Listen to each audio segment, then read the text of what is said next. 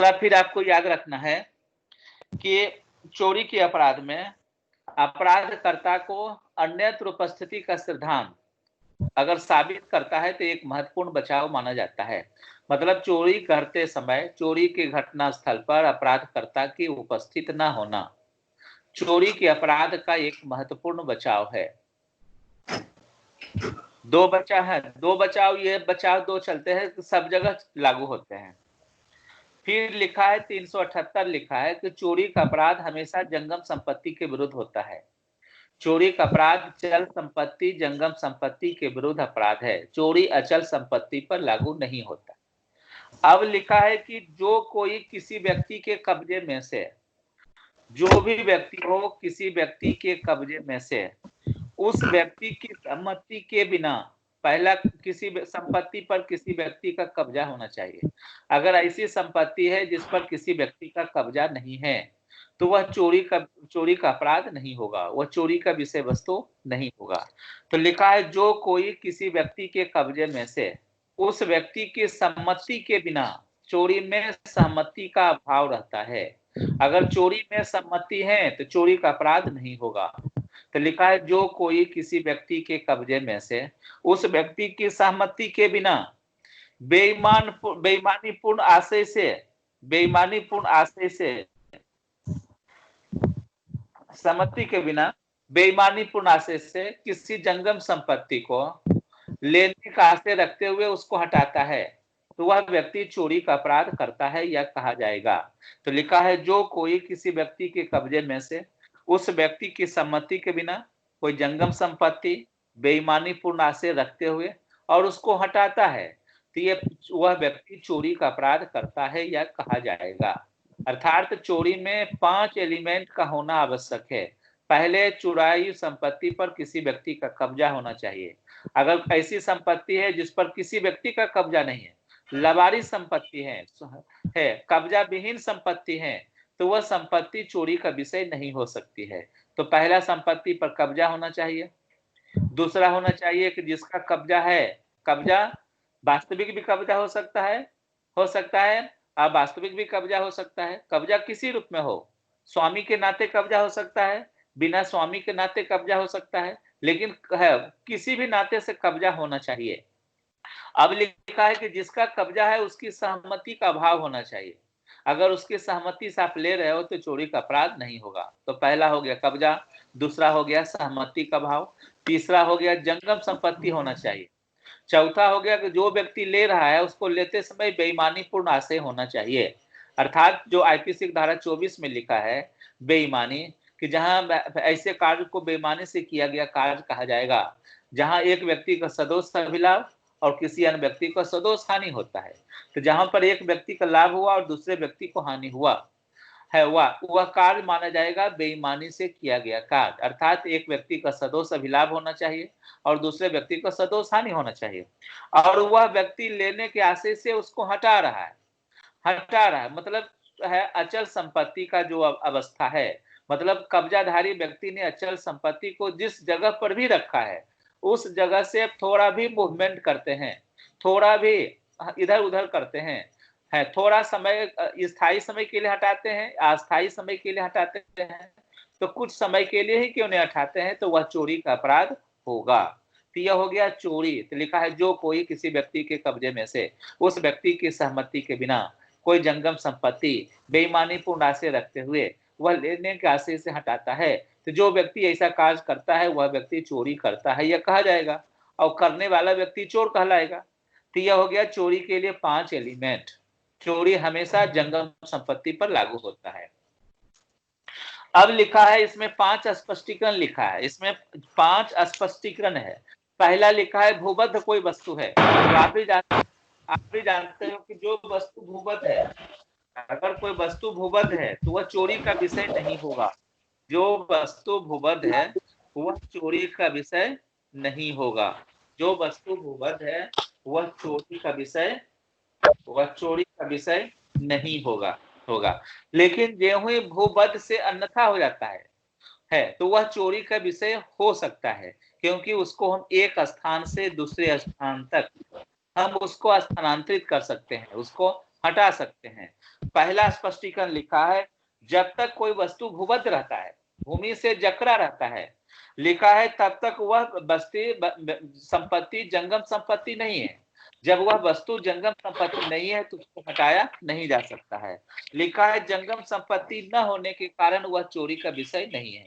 लेकिन जो ही भूबद्ध से अलग हो जाता है, आप देखते होंगे जमीन में मिट्टी की चोरी करना, रेत की चोरी करते हैं, पेड़ पौधे की हम चोरी करते हैं, चोरी करते हैं, तो उस कंडीशन में क्या होता है, जैसे हम भूमि से उसको अलग करते हैं, तो जो ही भूमि से हम उसको अलग करते हैं तो वह जंगम विषय वस्तु का एक विषय बन जाती है, तो वह चोरी का विषय हो सकता है। आप देखते होंगे रेत माफिया काम करते हैं, तो रेत माफिया क्या करता है भैया कि नदी के किनारे से रेती जो है, बालू जो है, उसको चोरी कर रहा है, तो बोलिए बालू क्या हो गया, वह हो गया अचल संपत्ति। लेकिन जो भूमि से उसको आपने पृथक कर दिया तो वह हो जाएगा जंगम संपत्ति। वह क्या हो जाएगा, जंगम संपत्ति। तो लिखा है कि जब तक कोई वस्तु भूबद्ध रहती है, जंगम संपत्ति न होने के कारण वह चोरी का विषय नहीं है, किंतु यदि वह भूमि से पृथक हो जाती है तो चोरी का विषय होने योग्य हो जाती है, क्योंकि जेहू भूमि से पृथक हो जाता है तेहू ही वह चोरी का विषय बन जाती है। अब दूसरा लिखा है हटाना। हटाना और पृथक्करण एक कार्य है, जिस कार्य से आप हटा रहे हो उसी कार्य से पृथक्करण कर रहे हो। तो लिखा है हटाना उसी कार्य द्वारा किया जा सकता है जिस कार्य से आप पृथक्करण सेपरेशन कर सकते हैं, तो वह चोरी हो सकता है। जैसे किसी भी वस्तु को आप पृथक करते हो तो जो पृथक करना है वही माना जाएगा, हटाना भी माना जाएगा। तो यह हो गया स्पष्टीकरण 2। पहला स्पष्टीकरण हो गया, याद रखेंगे, भूबद्ध से। दूसरा स्पष्टीकरण हो गया हटाना से, और तीसरा स्पष्टीकरण बोलती है हटाना को परिभाषित करना। तीसरा एक्सप्लेनेशन क्या बोलती है, हटाना को परिभाषित करना। तो लिखा है कोई व्यक्ति किसी चीज का हटाना कारित करता है, कोई व्यक्ति किसी चीज का हटाना कारित करता है, यह कहा जाता है जब वह उस बाधा को हटाता है जो बाधा उस चीज को हटाने से रोकने के लिए जरूरी है। अगर कोई व्यक्ति किसी चीज को हटाने से रोकने के लिए आप बाधा डालते हो, आप गांव में देखते होंगे रेती रहते हैं, गिट्टी रहते हैं, उसको फैलने से रोकने के लिए हम वहां से ईंटा का घेरा बना देते हैं। अगर कोई व्यक्ति ईंटा को हटा रहा है तो माना जाएगा वह रेती को हटा रहा है, वह क्या है, वह पत्थर को हटा रहा है। लिखा है जब वह चीज को दूसरे चीज से पृथक करता है तो वही माना जाएगा हटाना। हटाना तो याद रखना है, पहला स्पष्टीकरण हो गया भूबद्ध, दूसरा स्पष्टीकरण हो गया हटाना। हटाना पृथक्करण के समतुल माना जाता है। तीसरा स्पष्टीकरण हो गया हटाना किसे कहेंगे, हटाना को परिभाषित किया गया है। चौथा स्पष्टीकरण हो गया कि कोई व्यक्ति जीव जंतु को हटाया, किसी जानवर को हटाया, किसी जीव जंतु को हटाया, किसी कुत्ते को हटाए। और कुत्ते को कैसे हटाओगे, कोई साधन के द्वारा। अगर कोई व्यक्ति कुत्ता पालता है, डॉगी पालता है, उसमें उसको बिस्किट दिखाते हो, चिप्स दिखाते हो, आइसक्रीम दिखाते हो, उनको मटन चिकन आप दिखाते हैं, तो क्या होगा, उस साधन के पीछे वह जीव जंतु आपके पीछे लग जाता है। तो जैसे वह पीछे लगा तो क्या हुआ, उसमें मूवमेंट हुआ और ओरिजिनल अवस्था में चेंज हो गया। तो कोई व्यक्ति जिस किसी साधन द्वारा जीव जंतु को हटाना कारित करता है वह उस जीव जंतु को हटाता है, यह कहा जाएगा, वह उस जीव जंतु को हटाता है यह कहा जाएगा, और यह कहा जाएगा, और वह उसे हर ऐसी चीज को हटाता है जो उस प्रकार उत्पन्न की गई गति के परिणाम स्वरूप उप जीव जंतु द्वारा लाई गई है। मतलब जिस साधन के द्वारा जीव जंतुओं में आप मूवमेंट लाते हो, गति लाते हो, वही माना जाएगा उसमें हटाना। पांचवा स्पष्टीकरण बोलती है कि सम्मति। तो सम्मति भी जानते हो, सब जगह कॉन्टेक्ट में पढ़ते हैं, सब जगह पढ़ते हैं, सम्मति दो तरह के होते हैं, अभिव्यक्त सम्मति और विवक्षित सम्मति। तो सम्मति हम किससे लेंगे, सहमति हम उससे लेंगे जिसका जंगम संपत्ति पर कब्जा है, जो कब्जाधारी है, चाहे वह वास्तविक कब्जाधारी हो चाहे वह अवास्तविक कब्जाधारी हो, उसके द्वारा या उसकी ओर से अगर कोई व्यक्ति अभिव्यक्त विवक्षित सहमति से कोई वस्तु हटाता है या उसके अभाव में हटाता है तो वह कहा जाएगा कि सहमति का अभाव। अगर उसके सहमति से हटा रहे हैं तो माना जाएगा सहमति के साथ।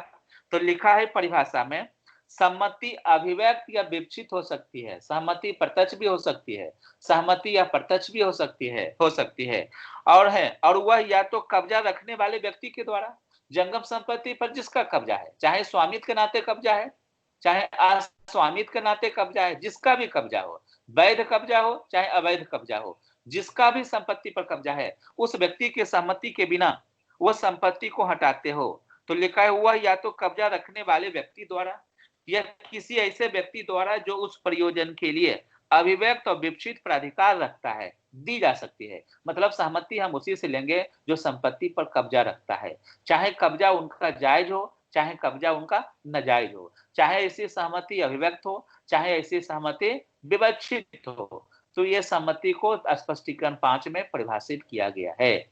तो 378 बोलती है कि चोरी, तो याद रखना चोरी जो है, चोरी में सबसे पहला बचाव माना जाता है वास्तविक और सद्भाव पूर्ण दावा अगर कोर्ट में साबित करते हो तो चोरी का अपराध नहीं होगा।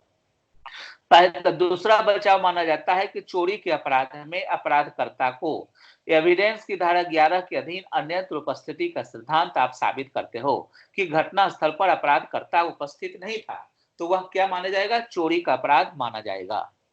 अब है कि चोरी का अपराध हमेशा जंगम संपत्ति के विरुद्ध होता है, तो लिखा है कि जो कोई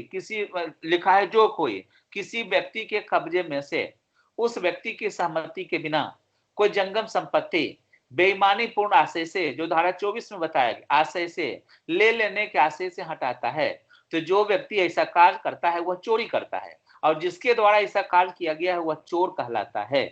5 स्पष्टीकरण है। 5 स्पष्टीकरण में पहला हो गया भूबद, दूसरा स्पष्टीकरण हो गया हटाना, तीसरा हो गया हटाना को परिभाषित करता है, चौथा हो गया जीव जंतुओं के द्वारा हटाना और पांचवा हो गया सम्मति। यह हो गया चोरी का एलिमेंट। अब कोई व्यक्ति वहां पूछ सकता है कि क्या कोई व्यक्ति अपने जंगम संपत्ति की चोरी कर सकता है? क्या कोई व्यक्ति अपनी संपत्ति की चोरी कर सकता है? तो इसका उत्तर देंगे कि हाँ, कोई व्यक्ति अपनी ही जंगम संपत्ति की चोरी कर सकता है, लेकिन अपनी संपत्ति की चोरी तब होगा जब आपकी अपनी संपत्ति किसी अन्य व्यक्ति के कब्जे में है और उसके सम्मति के बिना वो संपत्ति को आप हटाते हो, बेईमानी पूर्ण आशय रखते हुए उसको हटाते हो, तो वह चोरी का अपराध होगा। अब इंटरव्यू में एक क्वेश्चन पूछते हैं, क्या मानव शरीर की चोरी हो सकती है?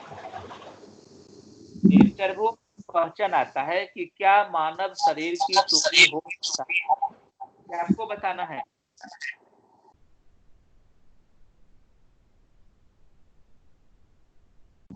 सर क्वेश्चन रिपीट कीजिए ना, कट गया था।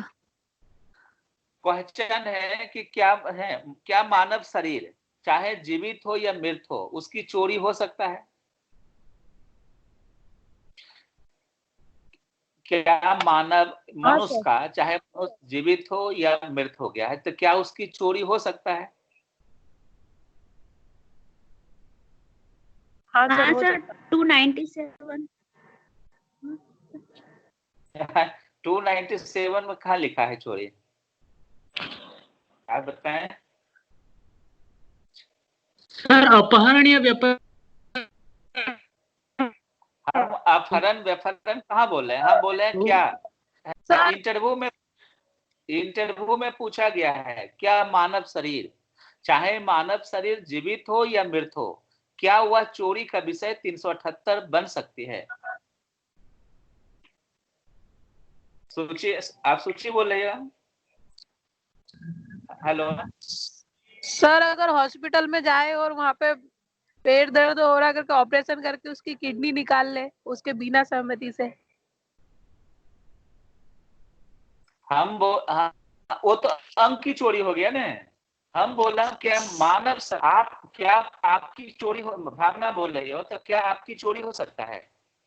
क्या एक जीवित व्यक्ति या एक मरा हुआ व्यक्ति की चोरी हो सकता है? यह इंटरव्यू का विषय है।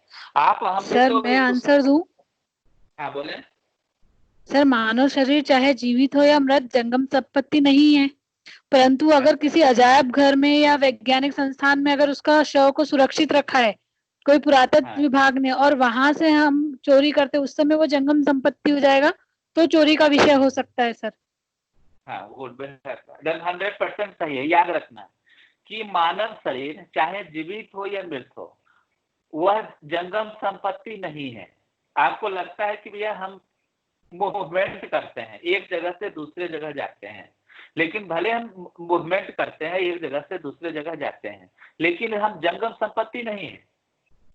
चाहे मानव जीवित हो या मृत हो, वह जंगम संपत्ति नहीं है। तो जब वह जंगम संपत्ति नहीं है तो जो चोरी का विषय नहीं होगा, पहला चीज। लेकिन कोई मृत मानव है, डेड बॉडी है, और डेड बॉडी को हॉस्पिटल में रखा हुआ है, डेड बॉडी कोई आजाद घर म्यूजियम में रखा हुआ है, और वह एक रिसर्च के लिए रखा हुआ है। तो हॉस्पिटल जाते हो, बड़े बड़े हॉस्पिटल, तो नए नए डॉक्टर जो पढ़ने के लाते हैं उनको सिखाया जाता है। तो उनको सिखाने के लिए तो बॉडी तो लाते हैं। आप देखते होंगे, आपने एक पिक्चर देखा होगा, मुन्ना भाई MBBS। तो भैया संजय दत्त वहाँ डेड बॉडी मंगवाता है कि नहीं मंगवाता है? तो वह डेड बॉडी जो है, या हॉस्पिटल का जो डेड बॉडी है, वो डेड बॉडी क्या है, एक खास प्रयोजन के लिए दिया गया है। तब उस डेड बॉडी की अगर कोई व्यक्ति चोरी करता है तो वह चोरी का विषय होगा। लेकिन अगर कोई व्यक्ति है, आप 297 बोलते हैं, तो वह 297 चोरी नहीं बोलती है, वह बोलती है कि मानव सब की अवहेलना करना। वह पर अपराध बन जाएगा 297 में कि एक मानव सब की अवहेलना किया, एक मानवीय गरिमा के विरुद्ध आपने आचरण किया, सब की अवहेलना हुआ। तो वह चोरी के बारे में नहीं बता रहे, वो बोलती है सिर्फ मानव सब की अवहेलना करना। तो याद रखना है, इंटरव्यू में पूछ चुके हैं कि क्या मानव शरीर की चोरी हो सकता है। तो याद रखना है कि मानव शरीर चाहे जीवित हो या मृत हो, वह चोरी का जंगम संपत्ति नहीं है। जब जंगम संपत्ति नहीं है तो चोरी का विषय नहीं होगा।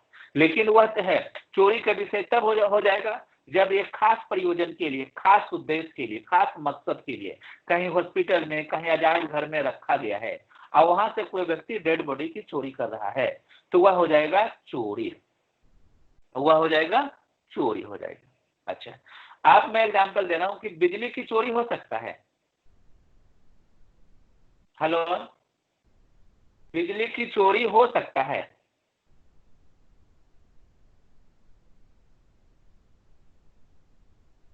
हेलो,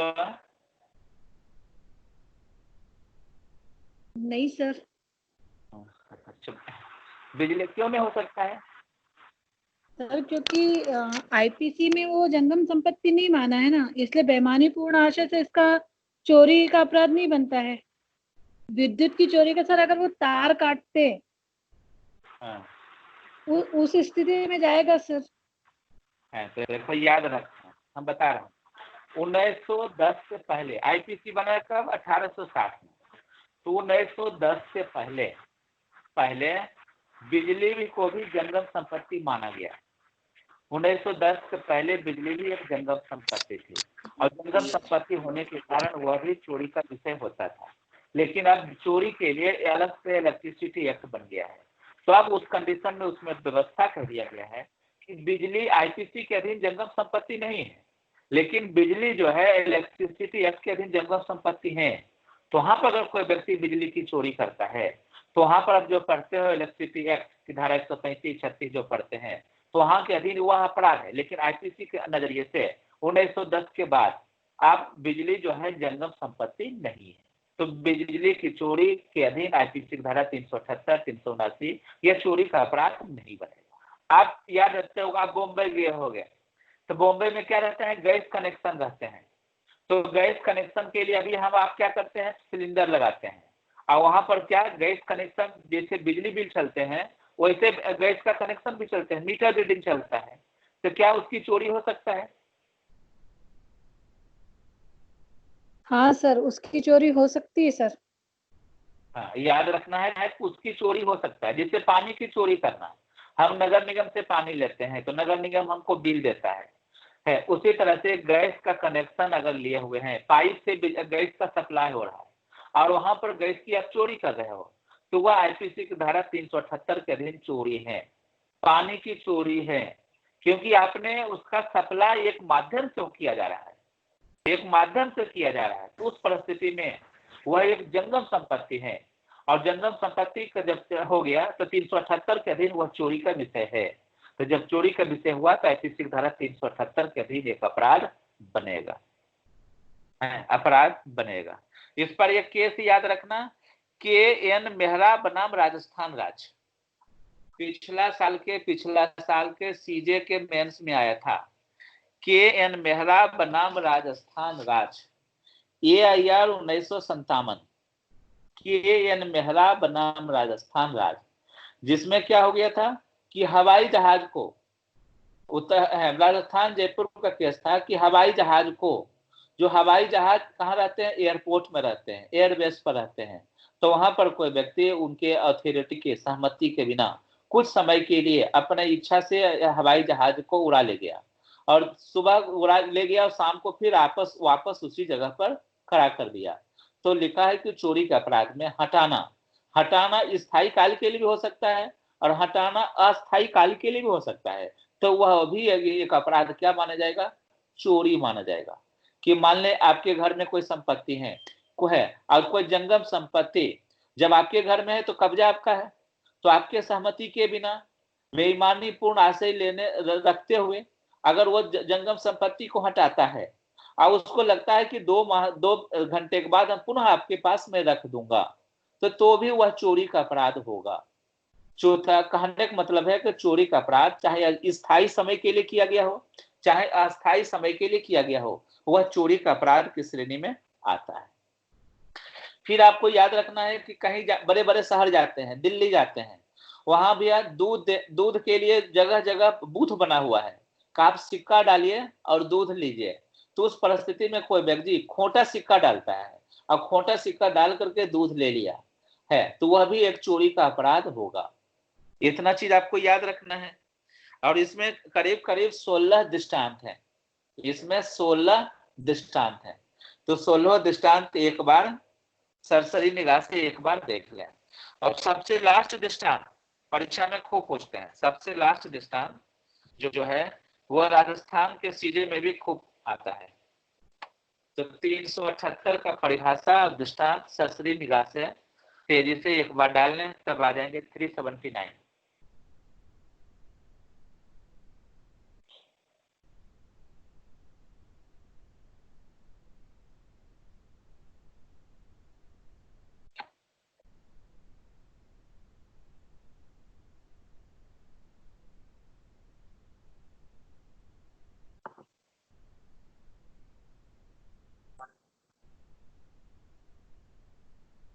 अपना नाम बताओगे आप?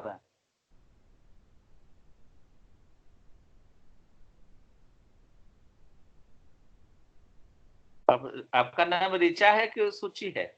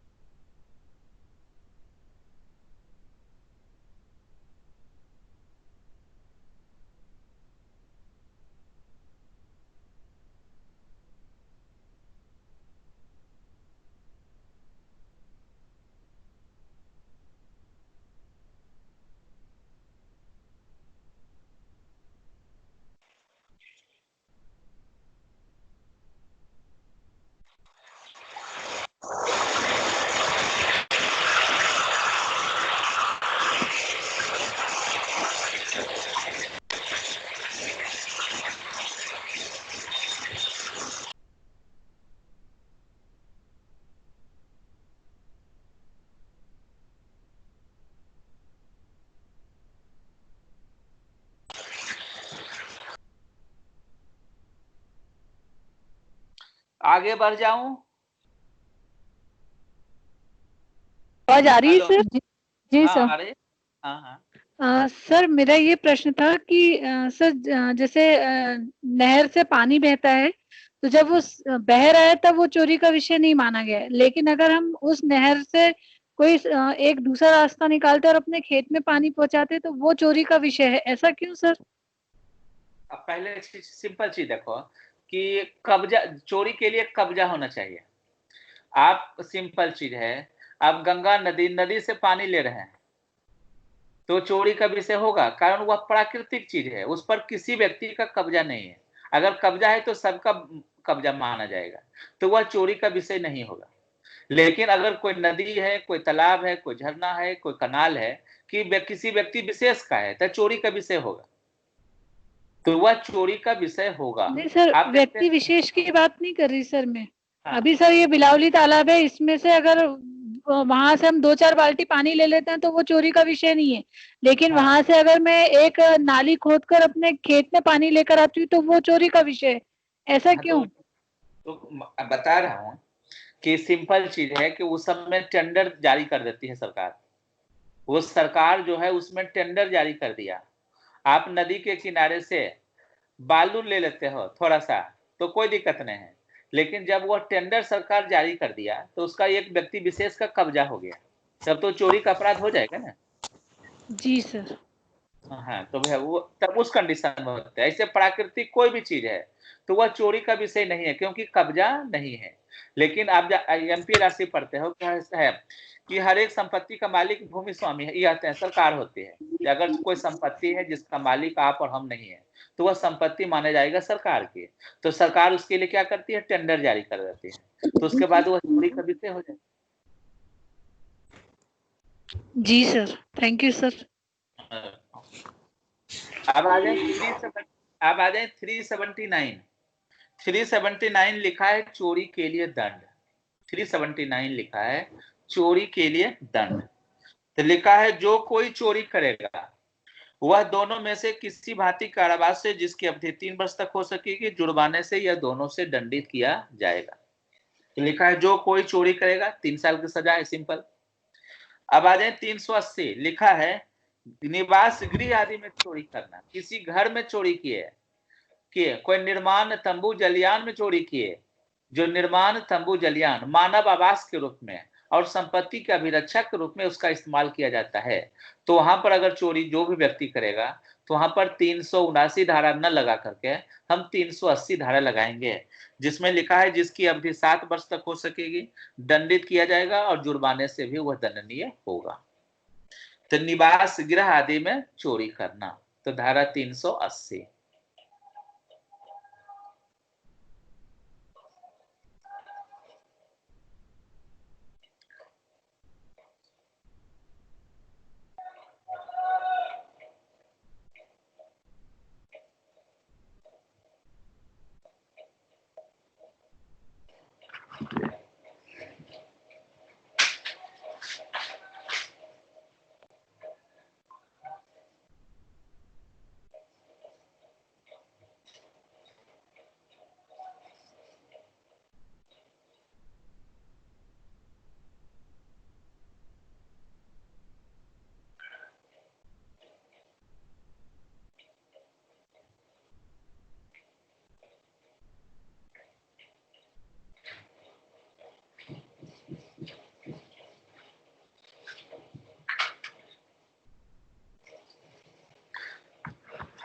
हेलो, हाँ रूपा से एक क्वेश्चन है। जी सर। 379 और 380 एक किस्म का अपराध है कि अलग किस्म का अपराध है? 379 और 380 बोल रहे ना सर? हाँ हाँ हाँ। सर 380 जो है सर वो 379 का बढ़ा हुआ रूप है सर। हाँ तो बढ़ा हुआ स्वरूप है। हाँ हाँ तो सर इसमें 380 के लिए ये जरूरी कि वो किसी भवन तंबू या जलयान में जो संपत्ति उसकी चोरी की जाना है चाहिए। अच्छा नहीं, हम मैं आपको पूछ रहा हूँ दूसरे दृष्टिकोण से। हम पूछ कैसे रहा सर? हूँ जी आईपीसी की धारा 379 और आईपीसी की धारा 380 एक किस्म का अपराध माना जाएगा, दंड तो अलग अलग है, सेक्शन अलग अलग है।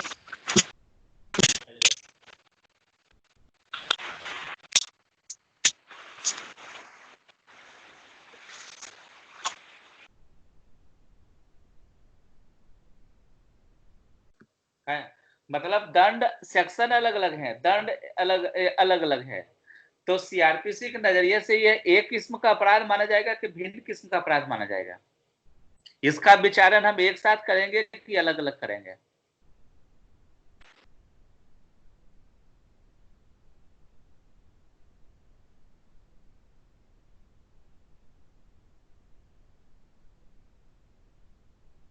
सर एक ही किस्म का अपराध माना जाएगा, आरोप की विरचना में दे रखा है। अच्छा और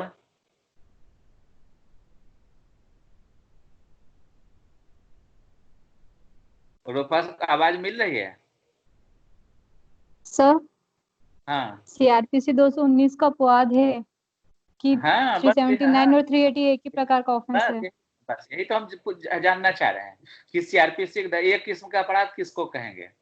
मतलब जो दंड के समान मात्रा से दंडनीय हो, तो उसका अपवाद लिखा है ना कि सीआरपी आईपीसी की धारा 379 और 380 भी एक किस्म का अपराध माना जाएगा। अपवाद है उसमें, भले सेक्शन अलग है, दंड अलग अलग है, लेकिन सीआरपीसी की धारा 219 के अधीन यह एक किस्म का अपराध माना जाएगा।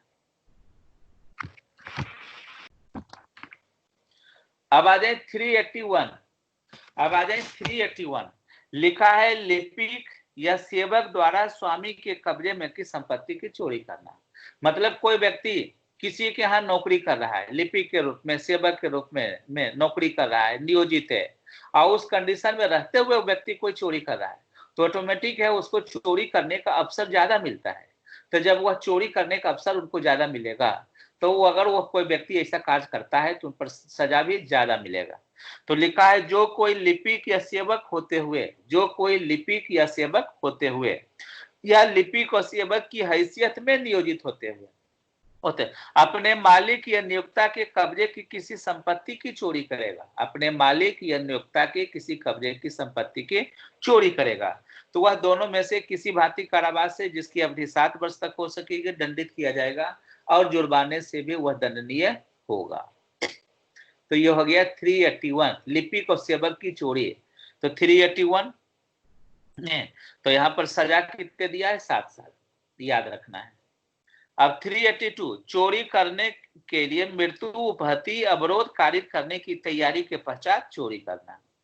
तो व्यक्ति चोरी करने के लिए अपने पास कोई अस्त्र, कोई शस्त्र रखता है करने के लिए, लेकिन उसका इस्तेमाल नहीं करता है, तब वहां पर लगता है धारा 382। तो लिखा है चोरी करने के लिए मृत्यु, उपहति, अवरोध कारित करने की तैयारी के पश्चात चोरी करना। मतलब चोरी करने के लिए पहले मृत्यु, उपहति और अवरोध की तैयारी किए, और तैयारी करके हम क्या किए? चोरी किए। लेकिन मृत्यु हम कारित नहीं करते हैं, उपहति कारित नहीं करते हैं, हम अवरोध कारित नहीं करते हैं, लेकिन ऐसा हम इसकी तैयारी पहले से किए हुए रहते हैं।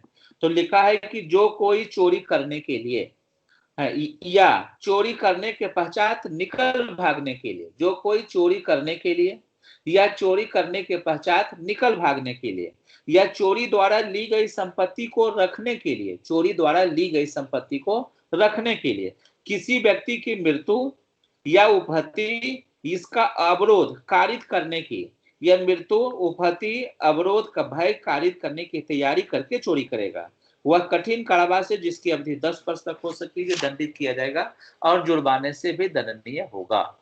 लेकिन 382 में याद रखना, जे हुई यहाँ पर बल प्रयोग नहीं होना चाहिए, लेकिन जे हुई आपने बल प्रयोग कर दिया, मृत्यु कर दिए, उपहति कर दिए, अवरोध कर दिए, और इसमें बल का प्रयोग जे हुई हुआ, त्यों ही ये अपराध लूट में कन्वर्ट हो जाएगा। 382 को 390 तक पहुंचने के लिए टच बल का प्रयोग होना आवश्यक चाहिए। जे हुई 382 में बल का प्रयोग हो जाएगा, वह 390 में कन्वर्ट हो जाएगा। लेकिन 390 में कन्वर्ट ना हो, इसके लिए क्या करता है? अभियुक्त करता है अपने पास है कोई पिस्तौल, कोई रिवॉल्वर अपने पास है, मृत्यु, उपहति और अवरोध करने की तैयारी किए हो रहता है, और तैयारी करने के पश्चात वह व्यक्ति क्या कर रहा है? चोरी कर रहा है। ये खास करके देखते हुए 382 ट्रेन वगैरह पर जो पकड़मारी होते हैं, तो पकड़मारी में क्या रहता है? जो पकड़मार रहते हैं अपने 1, 2, 4 साथियों को जमा करके रखते हैं, तो वह पकड़मारी कर रहा है। पकड़मारी क्या हो गया? चोरी करना। अब पकड़मारी हो गया चोरी करना, और चोरी करने में उसको लगता है कि हम कहीं पकड़ा जाऊं या कुछ है, तो हम उसका विरोध करूं।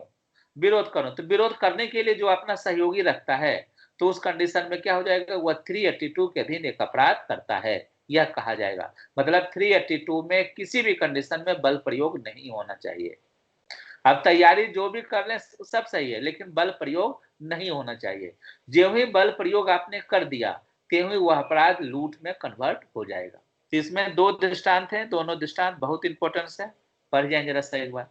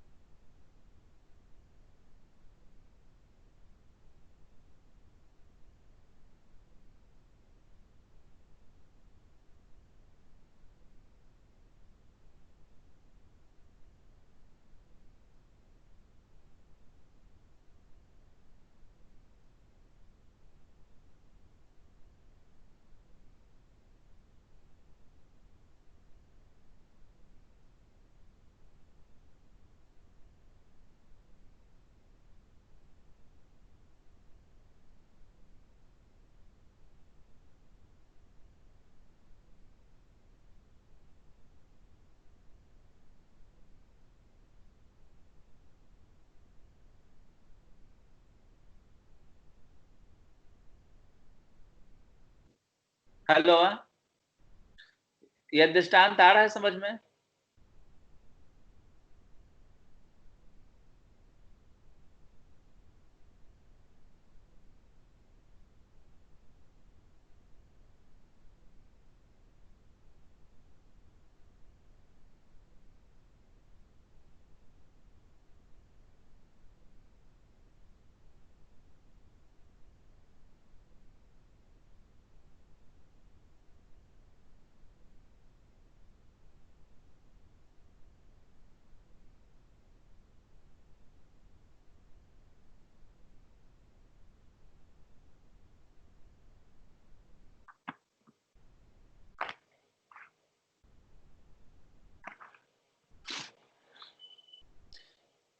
आगे बढ़ूं?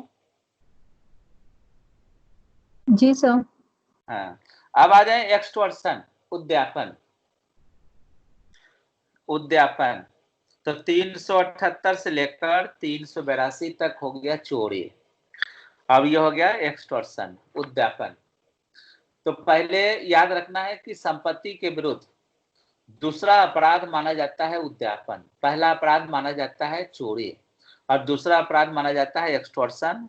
टॉर्शन उद्यापन का अपराध माना जाता है। तो संपत्ति के विरुद्ध वाले अपराध में इसका दूसरा दर्जा मिला है। जहां चोरी जो है सिर्फ चल संपत्ति पर लागू होता है, एक्सटॉर्शन उद्यापन जो है चल अचल दोनों पर लागू होता है। याद रखना है, चोरी सिर्फ चल पर लागू होता है और उद्यापन जो है, एक्सटॉर्शन जो है, यह चल अचल दोनों पर लागू होता है। उद्यापन को हिंदी में एक अपकर्षण भी कहा जाता है। अपकर्षण हिंदी में एक्सटॉर्शन कहते हैं। हिंदी में इसका दो नाम है, एक उद्यापन और एक अपकर्षण है। यह भी बहुत बड़ा अपराध है, गंभीर अपराध है, संज्ञेय अपराध है, अजमानती अपराध है। अब लिखा है कि इसमें चल अचल दोनों के विरुद्ध अपराध है। चल संपत्ति हो अचल संपत्ति हो, दोनों के विरुद्ध एक्सटॉर्शन किया जा सकता है। तो यहां पर लिखा है कि एक्सटॉर्शन की जो कोई किसी व्यक्ति, लिखा है जो कोई किसी व्यक्ति स्वयं को कोई भी अपराध करने के लिए कम से कम दो व्यक्ति होना चाहिए। एक अपराध करता होगा और दूसरा क्या होगा, पीड़ित पक्षकार होगा। नहीं, अपराध घटित होने के लिए दो व्यक्ति होना चाहिए। कम से कम एक अपराध करता होगा, कम से कम एक पीड़ित पक्षकार होगा। तो लिखा है जो कोई किसी व्यक्ति स्वयं उस व्यक्ति को या किसी अन्य व्यक्ति को क्षति करने के भय में वह सासे डालता है। मतलब चोरी में क्षति का भय नहीं होना चाहिए, लेकिन एक्सटॉर्शन में क्षति का भय होना चाहिए। तो पहला अंतर हो गया कि चोरी सिर्फ चल संपत्ति पर लागू है और उद्यापन जो है चल अचल दोनों पर लागू होते हैं। पहला अंतर। दूसरा अंतर हो गया कि चोरी में भय, क्षति का भय नहीं रहता है, लेकिन उद्यापन में क्षति का भय रहता है। तो लिखा है कि किसको, जिसको आप एक्सटॉर्शन कर रहे हैं उसको, या किसी अन्य व्यक्ति को जिससे वह हितबद्ध है, क्षति करने के भय में डाले। तो यहाँ क्षति करने का भय हुआ, दो अंतर हो गया। तीसरा में चोरी में सहमति का भाव रहता है, एक्सटॉर्शन में सहमति रहता है। भले वह सहमति दोषपूर्ण रहता है, भले वह सहमति भय के अधीन रहता है, लेकिन वह सहमति रहता है। ये तीसरा अंतर हो गया। चोरी में जो हो गया, संपत्ति जो है कब्जाधारी व्यक्ति परिदत्त नहीं करता है, अपराधकर्ता स्वयं संपत्ति लेता है।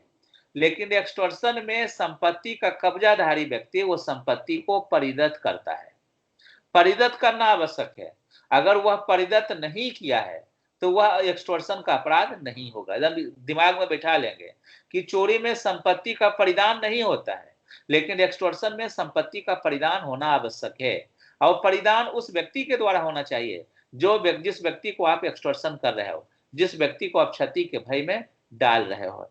तो लिखा है जो कोई किसी व्यक्ति स्वयं उस व्यक्ति को या किसी अन्य व्यक्ति को क्षति करने के भय में सासे डालता है और तत्व द्वारा इस प्रकार भय में डाले गए व्यक्ति को कोई संपत्ति या मूल्यवान प्रतिभूति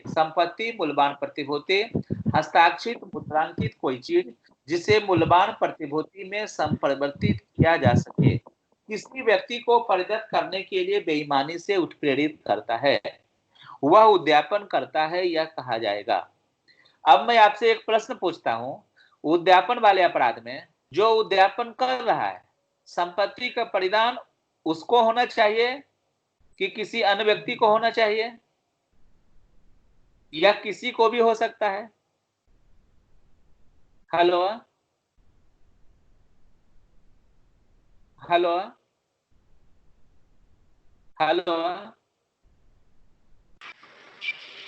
जी सर। मैं क्वेश्चन पूछ रहा हूँ कि धारा 383 में उद्यापन करता और संपत्ति प्राप्त करता एक व्यक्ति होना चाहिए कि अलग अलग व्यक्ति होना चाहिए?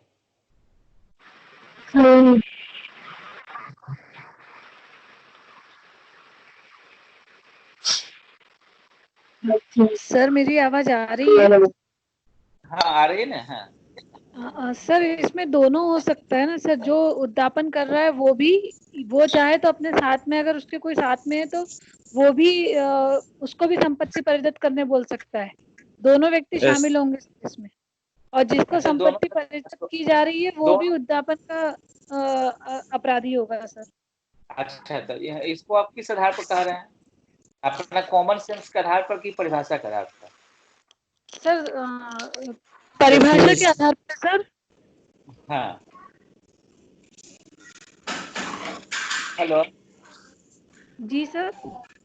हाँ तो आप इसको बीच में बड़े हैं, पता नहीं कौन जो है कॉल देता है।